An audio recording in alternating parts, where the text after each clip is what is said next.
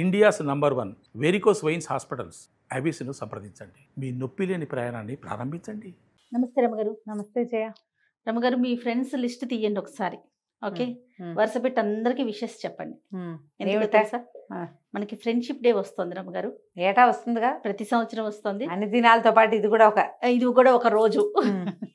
కాబట్టి మీకు లిస్ట్ ఎక్కువ కాబట్టి చిన్నప్పటి నుంచి ఉన్న ఫ్రెండ్స్ ఇంకా టచ్ లో ఉంటారు కదా. మీకు కొంతమంది ఉన్నారు ఆల్మోస్ట్. ఏ క్లాస్ నుంచి ఉన్న వాళ్ళు ఇప్పటి వరకు ఇంకా టచ్ లో ఉన్నారు రమగారు? 1 నుంచి 5 దాకా గూడూరులో చదువుకున్నాను నేను. అదొక కాన్వెంట్. ఈ కాన్వెంట్ లో చదువుకున్న వాళ్ళలో ఒక మాధవి టచ్ లో ఉంది 1వ క్లాస్ నుంచి. 4th క్లాస్లో చేరాడు జనార్దన. 4th నుంచి 10th దాకా తను హై స్కూల్ కూడా మాతో పాటే ఉన్నాడు. జనార్దన టచ్లోనే ఉన్నాడు. ఈ 1వ క్లాస్ నుంచి 5వ క్లాస్ దాకా ఆదిలక్ష్మి, వీళ్ళందరూ కొంతమంది ఉండేవాళ్ళు. కానీ ఆదిలక్ష్మి మళ్ళీ మధ్య టచ్లో, తనకు తొందరగానే పెళ్ళి అయిపోయింది. 1 to 5th అయినా కూడా మళ్ళీ టచ్లోకి వచ్చారు. ఇంకా ఉన్నారు అట్లా. చిట్టుగూడూరు అంటే ఇప్పుడు మా సొంత ఊళ్ళో ఆడుకునే కజిన్స్ పిల్లలు వాళ్ళు ఉన్నారు కదా, చిన్నప్పుడు ఆడుకున్న వాళ్ళు. మా పెద్దనాన్నగారు మనవరాళ్ళని, అమ్మమ్మ నాయనమ్మ వైపు, నాన్న వైపు, మా తాతగారి వైపు ఉన్న కజిన్స్ అంతా చిన్నప్పుడు ఆడుకున్న వాళ్ళు ఇంచుమించుగా అందరూ ఎక్కడైనా కనపడితే పలకరించడమో, లేకపోతే హలో కాసేపు ఫోన్లో మాట్లాడుకునే వాళ్ళు ఉన్నారు. ఇంకా లిస్టే ఉంది, పెద్దదే. ఓకే, స్నేహితుల అవసరం ఏంటి రమ్మగారు? అంటే ఇప్పుడు వీళ్ళు బంధంగా మనతో పుట్టరు కదా జయ. మనతో పుట్టిన వాళ్ళు అక్కయ్యలని, చెల్లెళ్ళని, వీళ్ళకి మనకి బాంధవ్యం రక్త సంబంధంతో పాటుగా బాధ్యతలు, బరువులు, ఏదైనా ఆస్తనో పాస్తనో పంచుకునేవో ఉంటాయి కదా. గిల్లి కజ్జాలు, అవంతా అన్ని చోట్ల ఉంటాయి అంటారా? అవన్నీ ఉంటాయి. కాకపోతే స్నేహితులతోటి ఏంటంటే బాంధవ్యాలు ఉండవు. మనం స్నేహాన్నే పంచుకుంటాం కానీ ఇంకా పెద్ద మన మధ్య డబ్బులు వ్యవహారాలు ఏమి ఉండవు కదా. అయినా వీళ్ళు మన అక్కచెల్లెళ్ళు అన్నదమ్ములతో పాటుగా స్నేహితులు కూడా చివరిదాకా ఉంటారు. మనం ఎంతమందిని ఉంచుకుంటాము లేదా ఎంతమంది మనతో ఉంటారు అనేది ప్రీ డిసైడెడే. నేను అనుకోవటం ముందే రాసుకుని వస్తాం మనం ఫ్రెండ్స్ విషయంలో. ఖచ్చితంగా జయ, ఖచ్చితంగా చిన్నప్పటి నుంచి ఉన్న స్నేహాన్ని అలాగే కంటిన్యూ చేసి చివరిదాకా, ఎంత వాళ్ళు 50 ఏళ్ళు దాటినా కూడా స్కూల్ మేట్స్ కలిసి ఉండేవాళ్ళు మా గ్రూప్స్లోనే బోల్డంతమంది ఉన్నారు. ఇప్పుడు నేనైనా మా శారదకి నాకు చాలా గ్యాప్ వచ్చింది మధ్యలో. ఒక 7-8 సంవత్సరాలు, 5-6 సంవత్సరాలు పెద్దగా మాట్లాడుకోలే. దాని ప్రవాహంలో అది కొట్టుకుపోయింది, నా ప్రవాహంలో నేనున్నా. మళ్ళీ ఒకసారి మళ్ళీ కలవడానికి కుదిరింది. మేము అప్పుడు కూడా ఉత్తరాలు రాసుకోవటం అవి మాకు అలవాటు ఏం లేదు. ఎప్పుడు కలిసినా రోజు కలుస్తున్న వాళ్ళలాగానే ఉండేవాళ్ళం ఎప్పుడు జనరల్గా మాట్లాడుకుంటా. ఇప్పుడు కూడా అంతే, అరమరికలు లేవు. నువ్వు ఇది బాగుండలేదు, ఇది సరిగా లేదు, అది బాగుంది, అలా చెప్పుకోగలము. ఒకళ్ళనొకళ్ళు విమర్శించుకోగలము, సరి చేసుకోగలము. ఇలాంటివి కొంతమందితో కుదురుతాయి. అవును. ఇప్పుడు వాళ్ళు ఖచ్చితంగా ఏ కిందటి జన్మలోనో ముందు జన్మల్లోనో స్నేహం అయితేనే కాదా, వాళ్ళకి మనకి ఏదో అనుబంధం ఉండే వస్తారు వాళ్ళు మనతో పాటు. ఓకే, నేను దాన్ని నమ్ముతాను ఖచ్చితంగా. కొంతమంది నిలబడతారు, కొంతమంది ఏంటంటే పలకరింపుల వరకు ఖచ్చితంగా ఉంటారు. ఎక్కువ మనసు ఇచ్చి పుచ్చుకో. కానీ మనకి లేట్ ఏజ్లో కూడా 40లు 50లు వచ్చాక కూడా కలిసిన మనుషులు అలాగే మనసు ఇచ్చి పుచ్చుకుని ఎక్కువ స్నేహంగా ఉండి ఆ తర్వాత మనవన్నీ గుండెల్లోది చెప్పుకునేటట్టుగా ఉంటారు. స్నేహితులు అవసరమే చేయ. మనకి ఎంత గుంపు సమాజం సొంతది ఉన్నా మనని మనంగానే స్వీకరించేవాళ్ళు, నువ్వేమిటో అదే వాళ్ళకి అదే కావాలి. నీలోని ఏ మెరుగుని వాళ్ళు చూడలేదు, వాళ్ళకి అది అక్కర్లేదు. మెరుపులు ఉంటే నీవన్నీ నీవే, అవి స్నేహితులకు అవసరం లేదు. ఇప్పుడు ఆ అవసరం లేని వాళ్ళు ఎవరో వాళ్ళు నిజమైన స్నేహితులు. వాళ్ళని ఉంచుకోవాలి మనం. ఎందుకంటే ఎప్పుడో ఒకప్పుడు మనం మనలాగా ఉండాలి కదా. మనం ఏం చేస్తాం, సమాజంలో 3 అంతులు మనం ఎవరోగానే చూపిస్తాం. రియల్ మీ, నిజమైన నేను, దాన్ని ప్రదర్శించాం. ఒక్కొక్కసారి ఇళ్లలో కూడా ప్రదర్శించరు, అక్కడ కూడా దాచుకుంటారు. కానీ ఆ దాచుకోక్కర్లేకుండా మనం అద్దం ముందు నిలబడితే ఏమిటో అలాగా ప్రతిబింబించే వాళ్ళే స్నేహితులు. అలాంటి స్నేహం ఉంటే దాన్ని వదిలిపెట్టుకోకూడదు, నేను ముందుకు తీసుకెళ్ళాలి. చిన్నగా సమస్యలు వస్తాయి స్నేహితులు అంటే సార్ట్అవుట్ చేసుకోవాలి, వస్తాయి కొంతమందితోటి. ఇప్పుడు అది 2 చేతులు కలిసిన చప్పట్లు కాదు, ఒక చేతితోటే వచ్చినాయి, వదిలిపెట్టేయండి. అది మనది కాదనుకోవటమే, మనకి చేసేదేం లేదు. జనరల్గా ఒకటి చెప్తారు చూడండి, మన ఫ్రెండ్స్ని బట్టి మన క్యారెక్టర్ ఏంటో తెలుస్తుంది అనేసి కదా రమ్మగారు. అంతే అంటారు. కానీ మన ఫ్రెండ్స్ ఎవరు ఏమిటి ఎవరికి తెలుస్తుంది జయ? ఇది వరకటి సమాజం అంటే వేరే. అది ఈ కొటేషన్స్ కాలం ఏనాటిదో, ఇప్పుడు సమాజం అది కాదు. ఇప్పుడు ఏ వ్యక్తి ఎవరు ఏమిటి మనం ఏమి చెప్పలేకపోతాం. పాత రోజుల్లో ఉండేవి ఆ మాటలు. మనం పురాణాల కాలం నుంచి తీసుకున్నామని చూడు. రాముడు సుగ్రీవుడు స్నేహం చేశారు, మైత్రి. అది కదా స్నేహం. ఏం చేశారు? సుగ్రీవుడికి సహాయం చేశాడు రాముడు. తనలాంటి భార్యని పోగొట్టుకున్న పరిస్థితి, అన్యాయం అయిపోయాడని నమ్మి అతనికి న్యాయం చేయటం కోసం అతను అడిగిన పని చేసి పెట్టారు. అవును. ఇద్దరు కలిసి ప్రమాణం చేసుకున్నారు, నేను నీకు సహాయం చేస్తాను, నువ్వు నాకు మైత్రి, మన ఇద్దరం స్నేహితులమని ప్రమాణం చేసుకున్నారు. స్నేహితుడి కోసం చేశాడు రాముడు వాలి వధ. తర్వాత సుగ్రీవుడు ఏం చేశాడు? మొత్తం ప్రపంచంలో నలుమూలలకి పంపించి వానర సేనని సీతమ్మని వెతికించాడు. ఇగో మీ ఆవిడ ఇక్కడ ఉంది, ఎల్లవయ్యా అని చెప్పలా, నీతో నేను వస్తా, నీ కష్టంలో నేనుంటా, నువ్వు నా దాంట్లో నువ్వు నిలబడ్డావు, నా దగ్గర నువ్వు నిలబడి నాకు రాజ్యాన్ని ఇప్పించావు, అలాగే నేను ఈ భార్య కోసం వెతుకుతున్నావు, అది నేను ఇప్పిస్తానని తనదే సైన్యం. రాముడికి ఏముంది సైన్యం? వాళ్ళిద్దరూ అన్నా తమ్ముడు అంతే. మిగిలిన గుంపంతా వీళ్ళే కదా, వానరులే మొత్తం. తన సైన్యాన్నే తీసుకుని యుద్ధం చేశారు. చివరికి ఆయనకి భార్యను సంపాదించుకోవటానికి పూర్తి సహాయం చేశారు. ఆయన యుద్ధం ఆయన చేసుకున్నాడు. ఆయనకి సపోర్ట్ అంతా సుగ్రీవుడే కదా చేసింది. మళ్ళీ వెళ్ళి ఆయన పట్టాభిషేకం చేసుకున్నప్పుడు చూసుకుని వచ్చారు. తర్వాత కాలంలో చూస్తే చూడండి, దుర్యోధనుడు కర్ణుడు, వీళ్ళిద్దరిది కూడా విడదీయరాని స్నేహం. కర్ణుడు అవమానం పాలవుతున్న కర్ణుడిని గెలిపించాడు దుర్యోధనుడు. అధర్మం అని తెలిసినా తనని నిలబెట్టిన వాడికి చివరి దాకా నుంచున్నాడు అతనితో పాటు కర్ణుడు. అవి స్నేహం అంటే. మళ్ళీ అందులోనే అదే మహాభారతంలో ఇంకా 2 స్నేహాలు చర్చకొస్తాయి. కృష్ణార్జునులు. అవునండి కదా. ధర్మం పక్కన నిలబడి ఉన్న అర్జునుడితోటి చివరి దాకా భగవంతుడైన కృష్ణుడు నిలబడ్డాడు.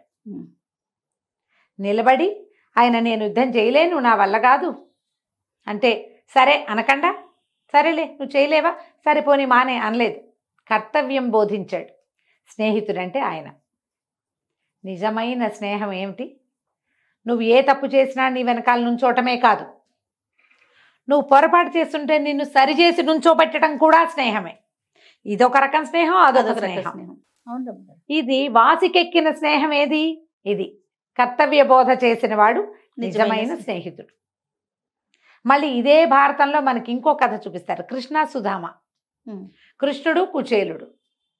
పేదరికంలో ఉన్న కుచేలుడిని కరుణించాడు భగవంతుడి స్వరూపంలో ఉన్న ఆయన మిత్రుడు. ఉత్తమ మిత్రుల కథల్లో వీళ్ళ కథలు కూడా చెప్పుకుంటాం. నా మటుకు నాకు కృష్ణార్జునుడు అంత అద్భుతమైన స్నేహితులు ఇంకెవరూ లేరు. అవును రమ్మగారు. ఎప్పుడు కూడా స్నేహితుడు అనేవాడు కర్తవ్య బోధ చేయాలి. ఆయన భగవంతుడు అయ్యుండి కూడా అయ్యుండి నిలబెట్టి అతన్ని పొరపాటు చేయనివ్వకుండా, కర్తవ్యం నుంచి విముఖుడు కాకుండా, బయటికి వెళ్ళిపోకుండా, నువ్వు ఇది చేయవలసింది, అది ప్రపంచానికే బోధించాడు కదా. ఇట్లా బోల్డ్ అని కథలు చెప్పుకోవచ్చు మనకు అసలు ఎన్ని రకాల గాథలు కనిపిస్తాయో. చరిత్రలో కూడా ఉత్తమ మిత్రులు ఎంతమందో చివరి దాకా స్నేహితుల కోసం నిలబడ్డ వాళ్ళు చరిత్రలోనూ ఉన్నాయి, మన జానపద గాథల్లోనూ కనిపిస్తాయి. ఇప్పుడు లేటెస్ట్గా చెప్పుకునే ఎన్నో రకాల కథల్లో కనపడతాయి కదా. ఈ తరం పిల్లలకి మీరు ఏం చెప్తారు అమ్మగారు ఫ్రెండ్షిప్ చేసేటప్పుడు? ట్రాన్స్పరెంట్గా ఉండండి. స్నేహితుల దగ్గరైనా కనీసం మీరేమిటో తెలియనివ్వండి. అవతల వాళ్ళు సరి చేయటానికి పూనుకుంటే సరే అయిపోండి, అప్పుడే స్నేహాన్ని నిలబడుతుంది. మిగిలిన వాళ్ళతో మనకి సమాజాలు చిన్నవి. ఫ్యామిలీ సమాజం, కుటుంబ సమాజం చాలా చిన్నది. మనకి తాతలు ముత్తాతలు అన్నదమ్ములు వాళ్ళు తగ్గిపోయారు. నాన్నలకు అన్నదమ్ములు, అక్క చెల్లెళ్ళు, అమ్మకి అక్క చెల్లెళ్ళు, అన్నదమ్ములు తక్కువ. మనకి తక్కువే. స్నేహితులే మనకి ఇప్పుడు ఉన్నారు. ఈ ఉన్న స్నేహితుల్ని జాగ్రత్తగా కాపాడుకోండి. ఇందులో ఈగోకి పోవద్దు, అహంకారానికి, భేషజానికి, వీటికి పోయి ఆత్మాభిమానం ఎక్కువైపోయి స్నేహితుల్ని పోగొట్టుకుంటారు చాలామంది. దాన్ని పోగొట్టుకోవద్దు. మనకి మంచి మాట చెప్పేవాళ్ళు చాలా తక్కువ ఉన్నారు. మంచి మాట చెప్పే స్నేహితులు కనుక దొరికితే వాళ్ళని పోగొట్టుకుంటే ఇక మీరు సంపాదించుకోలేరు, ఇంక దొరకదు. అది ఓసారి పోగొట్టుకుంటే పోయినట్టే. అంతేగా. వర్షపు చుక్క చేత్తో పట్టుకోలేదు, కిందకెళ్ళింది, వెళ్ళిపోయింది, పైనుంచి పడిందే కదా. మీకు అయాచితంగా లభించిన స్నేహితులు అందరూ కూడా మీకు భగవంతుడు ఇచ్చిన వరాలు. వాటిని కాపాడుకోవాలి. కాపాడుకోలేకపోతే ఇక చేయగలిగేది ఏం లేదు, ఇక దొరికిన దాంతో ఉండటమే. అయితే మళ్ళీ ఇందులో ఫిజికల్గా మనుషులు కలుస్తూ ఉండాలి జయ. మనం ఇవాళ రేపు ఏమయ్యాము, ఆన్లైన్ ఫ్రెండ్షిప్లు ఎక్కువైనాయి మనకి. ఎవరో ఎక్కడో అన్నోన్ పర్సన్స్, నీవు నేను సేమ్ టేస్ట్, ఆహా నువ్వు ఎంతో బాగా చేసావు, నీ అంత అందగత్తెవి నువ్వే, లేదా నీ అంత అందగాడివి నువ్వే, నీ అంత తెలివైన వాడివి, నీలాంటి ప్రవర్తన ఏం తెలిసింది నీకు? అవునండి. వాళ్ళు ఏం చూపిస్తున్నారో అదే కదా సినిమా లాగా, సినిమాయే కదా అదంతా. ఇప్పుడు ఏదైనా చూడు, ఏదో ఒక సినిమా చూస్తాం, కథానాయకుడు అద్భుతమైన వాడు, ఏమో బోల్డ్ అని ఉంటాయి, కళ్యాణ గుణాలు ఉంటాయి కథానాయకుడికి, మనం కథానాయకుడి ప్రేమలో పడతాం. కళ్యాణ గుణాలన్నీ రైటర్ రాసినవని, డైరెక్టర్ చేయించినవని నమ్మని అనుకోము మనం, క్యారెక్టర్వి, వ్యక్తివి కాదు. ఈ సేమ్ అలాంటిదే ఇప్పుడు మనకి ఈ ఆన్లైన్ స్నేహాల్లో కూడా వాడు నీకు నచ్చేవన్నీ చూపిస్తాడు. అవేవో రంగులు మారుస్తాయిట, పువ్వులు సీతాకోక చిలుకల్ని ఆకర్షించడానికి, మనుషుల్ని ఆకర్షించడానికి చేసేవి. వాళ్ళు ఒరిజినల్గా అది అవునో కాదో తెలుసుకోకుండా మనసులు ఇచ్చేయకండి అయ్యా, అమ్మ కూడా, అబ్బాయిలు అమ్మాయిలు కూడా. నీ నవ్వు బాగుంది, నీది బాగుంది, ఏవో బాగుంటాయి ఫోటోల్లో, 100 ఫోటోలు తీస్తే ఓ ఫోటో చక్కగా ఉన్న ఫోటో పెట్టుకుంటాం అందులో మనం, అంతే. అదే మన ఒరిజినల్ థింగ్ కాదు.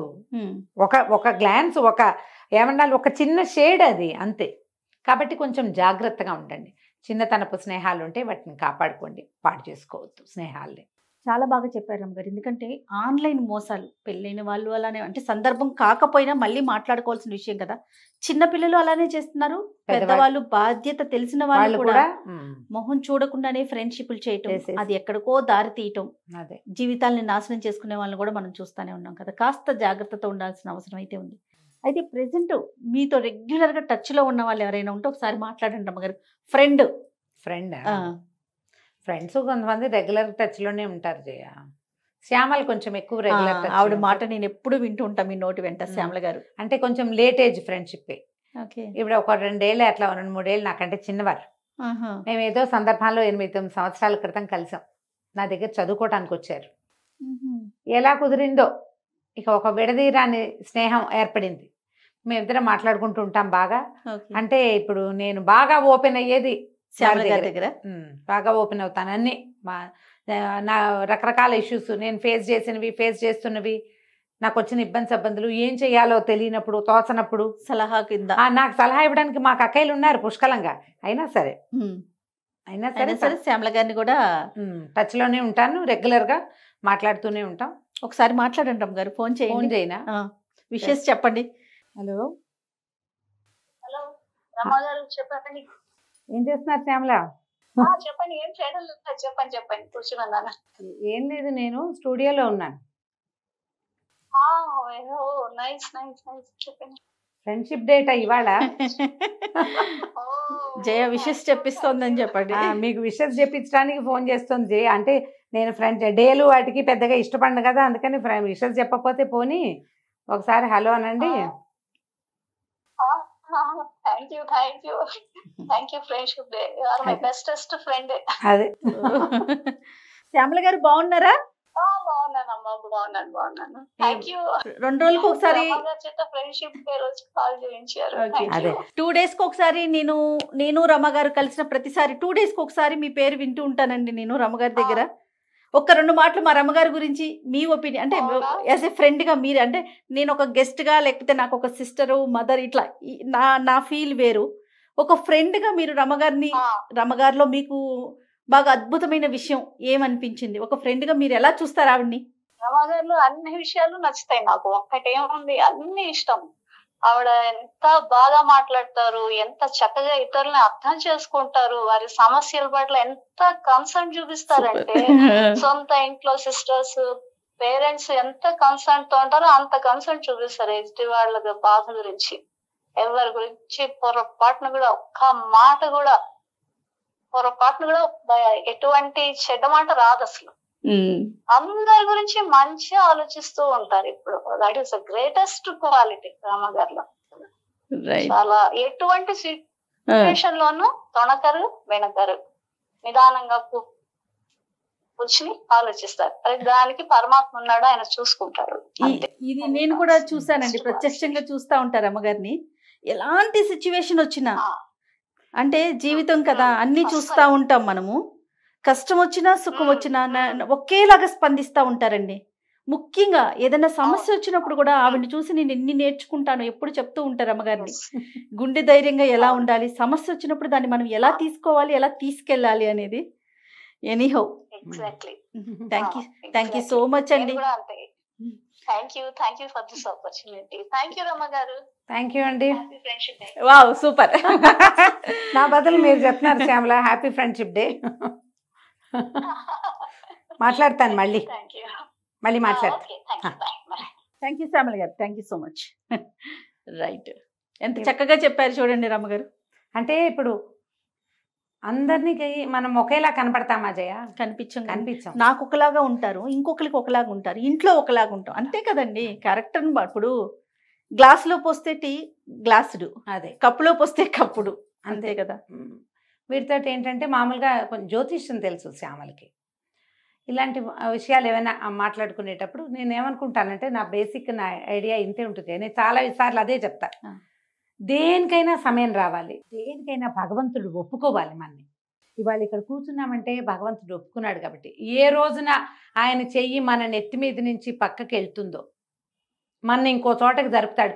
చెస్లో కాయిన్స్ జరుపుతాడు పరమాత్మ.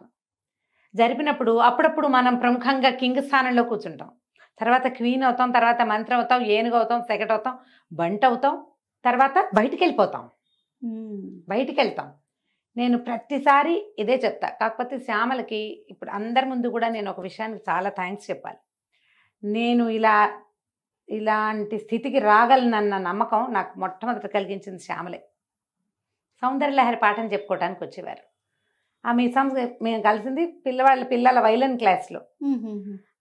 మీరేం చదివారు ఇది మాట్లాడితే నేను సంస్కృత్ లెక్చరర్గా వర్క్ చేస్తాను. ఓ మీకు సంస్కృతం వచ్చా, అయితే మీరు సౌందర్యలహరి చెప్పండి నాకు అన్నారు. నాకే రాదండి అన్నాను నేను. నాకే రాదు అంటే, కాదు సంస్కృతం వస్తే చదవచ్చు, మీరు చెప్పండి మేము చెప్పుకుంటాం, నేను మా అమ్మాయి వస్తామన్నారు. సౌందర్యలహరి వైపు నన్ను మొట్టమొదట తోసింది శ్యామలే. ఆవిడ ఇప్పటికీ ఆ వాక్యం అనుకుంటూ ఉంటారు, సౌందర్యలహరి కలిపింది మన్ని అని. ఆవిడ కోసం నేర్చుకున్నాను జయ నేను. సౌందర్యలహరి 9 ఏళ్ల క్రితం ఆవిడ కోసమే నేర్చుకున్నాను. వస్తామన్నారు వాళ్ళు. ఆ తర్వాత సంస్కృతం చదువుకున్నారు. చిట్టిపిల్ల చిన్నది, రెండో పాప చిన్నపిల్ల, అప్పటికి 5వ క్లాసో 4వ క్లాసో. అది ఆవిడ పాప ఇద్దరు వచ్చేవాళ్ళు. వారానికి 2 లేదా 3 క్లాసులు. ఆవిడ కోసమే సౌందర్యలహరి చదువుకుని ఒక్కొక్క శ్లోకం మేమిద్దరం కలిసి డిస్కస్ చేసి అర్థం చెప్పాను జయ నేను. ఈ కొన్ని రోజులు గడిచిన తర్వాత ఏదో సమయంలో జ్యోతిష్యం గురించి వచ్చింది. మీ డేట్ ఆఫ్ బర్త్ ఏంటి, మీ నక్షత్రం ఏంటి, ఇలా కనుక్కున్నాక ఆవిడ ఒక రోజు పట్టుకెళ్ళి 2వ రోజు వచ్చినప్పుడు చెప్పారు, రమ్మగారు మీరు చాలా ఫేమస్ అవుతారు. బాగా నవ్వాను జయ ఆ రోజు. ఈయనప్పుడే వచ్చారు, ఈవిడైనా అని ఎంత నవ్వారు డాక్టర్ గారు. నాకు నవ్వొచ్చింది. చాలా ఫేమస్ అవుతారు.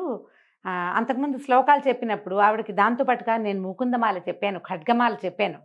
ఇంకో ఫ్రెండ్ని కూడా తెచ్చేవారు, భారతి గారిని. వారు చదువుకునేవారు. మీ వాయిస్లో భలే పవర్ ఉంది రమ్మగారు, మీరు శ్లోకం చదివితే ఎంత బాగుంది, యూట్యూబ్లో పెట్టచ్చు కదా అనేవారు. ఆవిడ డైలాగ్, మీరు యూట్యూబ్లో పెట్టండి, అసలు ఒట్టి శ్లోకం పెట్టి అర్థం పెట్టేసేయండి అంతే. అది వినిపించింది రమ్మగారు నాకు. అదే శ్లోకం పెట్టి అర్థం పెట్టండి ఇదే అన్నారు.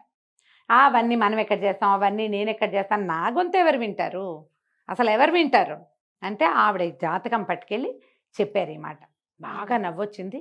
మా సత్యవతి కూడా విన్నది ఆ రోజు ఆ డైలాగ్. ఆవిడ చెప్పారు, మీరు చాలా ఫేమస్ అవుతారు, చాగంటి గారు ఎట్లా ఫేమస్సో మీరు అట్లా. ఇదే డైలాగ్ చేయ.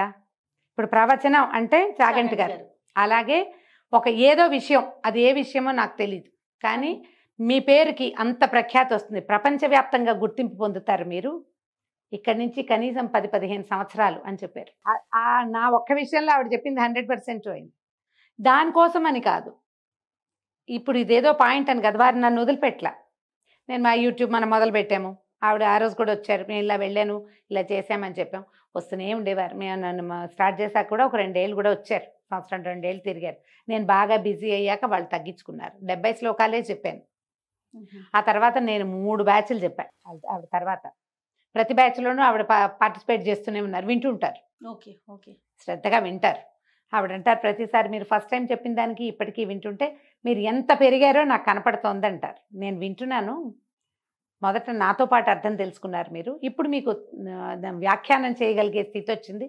ఎందుకంటే ఒక్కసారి మనం అలాంటి దాంట్లోకి ప్రవేశిస్తే ఆటోమేటిక్గా మన ప్రగతి కలుగుతుంది. అంతే కదా. ఇప్పుడు రోజు కొత్త, 2వ రోజు, 3వ రోజు అలవాటు, 4వ రోజు మెరుగుపరుచుకుంటాం. అలాగే జరిగింది. ఈ దీంతో ఈ ఎంఏ చదవటం, ఆవిడ కూడా అక్కడ ఏదో కోర్సులో చేర్పించాను, జ్యోతిష్యం కోర్సు. ఇద్దరం కలిసిపోయేవాళ్ళం మొదటి సంవత్సరం. తర్వాత రెండో సంవత్సరం ఆవిడ రాలేదు, కానీ నేను ముందుకెళ్ళాను, భగవద్గీత మొదలుపెట్టాం. ఇంకా అది పూర్తిగా టర్న్ చేసేసింది నన్ను. అంతకుముందు కూడా నాకు ఈ ఆధ్యాత్మికమైన ఆలోచనలు ఉన్నా కూడా దానికి బీజం సౌందర్యలహరి. అది అసలు నా జీవితంలోకి తెచ్చిందే శ్యామల గారు. ఇక మా ఇద్దరికి ఇంకేం లేవు, మేమిద్దరం కామన్గా మాట్లాడుకోవడం, అన్నిటి గురించి మాట్లాడుకుంటాం. నా ఏదైనా టెన్షన్ ప్రెషర్ వచ్చినా ఇంట్లో వాళ్ళందరితోటి పంచినా పంచకపోయినా ఈవిడితో పంచుతాను. నేను ధైర్యం చెప్తారు, అది ముందు ధైర్యం కదా. నేను కొన్ని విషయాల్లో ఆవిడకి సపోర్టు, ఆవిడ కొన్ని విషయాల్లో నాకు సపోర్టు. ఒక 9 ఏళ్ల క్రితం అంటే ఎంత లేట్ ఏజ్ ఫ్రెండ్షిప్ కదా. మనకి ఇలా చాలా మంది కలుస్తారు జయ. కొంతమందితో బాగా ముందుకెళ్తుంది, కొంతమందితో కాస్త స్లోగా ఉంటుంది. ఇదే స్టేజ్లో ఇంచుమించు పరిచయం అయిన వాళ్ళు ఇంకా 2-3 క్లోజ్ ఫ్రెండ్స్ ఉన్నారు నాకు. వీరితో ఒక ప్రత్యేకమైన అనుబంధం ఏంటంటే సౌందర్యలహరి. అమ్మ కలిపింది ఇట్లా. ఏదైనా మనకి ఇలా ఒక అవకాశం తోటి కొంతమందితో స్నేహం కలిస్తే వాళ్ళకి మనకి కామన్ థింగ్స్ ఏమీ లేకపోయినా కూడా ఉండకపోయినా సరే స్నేహాలు వదిలిపెట్టుకోవద్దు. మనని ఎవరు యూత్గా ఎప్పటికీ యవ్వనంగా ఉండేలాగా, అలాగే అనాలి దాన్ని, యూత్ అంటే అదే చెప్పాలి కదా. అంటే మనంగానే ఉండేందుకు ఇది దోహదపడుతుంది. చిన్నప్పటి స్నేహాలుండి ముందుకు తీసుకెళ్లారా మంచిది. మధ్యలో కలిసిన స్నేహాన్నైనా కొత్త రంగులు అద్దకుండా పాడు చేసుకోకుండా అది ఎలా ఉన్నదో దాన్ని అట్లాగే నిత్య నూతనంగా ఉంచుకుంటే మనం ఎప్పుడూ ఉత్సాహంగానే ఉండగలుగుతాం. ఆలోచించండి. నువ్వు కూడా బిజీగా ఉంటావు కదా జయ. ఇప్పుడు నేను చూడు, నేను ఇంత బిజీగా ఉన్నా నాకు ఫ్రెండ్స్ ఉన్నారు, నీకు కూడా ఫ్రెండ్స్ ఉండుంటారు కదా. నువ్వెవరికి చెప్తావు హ్యాపీ ఫ్రెండ్షిప్ డే? నేనైతే మన కీర్తికి చెప్తాను రమ్మగారు. ఓకే. ఎందుకంటే స్కూల్ ఫ్రెండ్స్ ఉన్నారు, కాలేజీ ఫ్రెండ్స్ ఉన్నారు, హాయ్ హలో అంతవరకే ఉంటా కదా తప్ప ఎక్కువగా డీప్గా వెళ్ళి పర్సనల్స్ షేర్ చేసేసుకునే అంత టైము నేను పెట్టుకోవట్లేదు. బహుశా అది మరి రాంగో రైట్ నాకు తెలీదు. నా ప్రతి స్టెప్ని చూసింది కీర్తి. మన దగ్గర చేస్తా ఉంది కదా కీర్తి బహుశా మన దగ్గరకు వచ్చి 2 years అయింది కదా. కానీ TV5లో మేమిద్దరం కలిసి వర్క్ చేసాం. నాకు ఒక 15-16 సంవత్సరాల నుంచి కీర్తి తెలుసు. చిన్నది నీకంటే.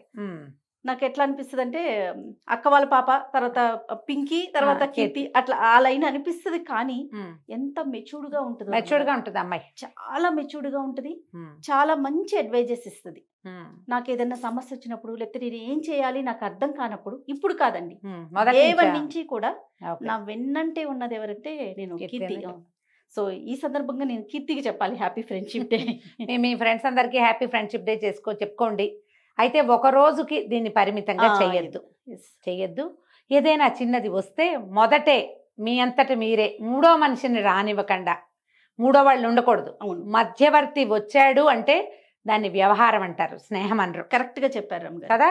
స్నేహం అంటే మీరు మూడో వాళ్ళకి చెప్పకూడదు, మీ ఇద్దరే సార్ట్అవుట్ చేసుకోండి. అలా కనుక చేశారంటే ఎప్పుడు స్నేహాలు ముందుకెళ్తాయి. ఒకవేళ మీ స్నేహితుల్లోనే ఒకళ్ళు పూనుకుంటే సార్ట్అవుట్ చేయడానికి అది ఓకే, కానీ బయట వాళ్ళని మాత్రం రానివ్వాలి, ఎంటర్టైన్ చేయకూడదు.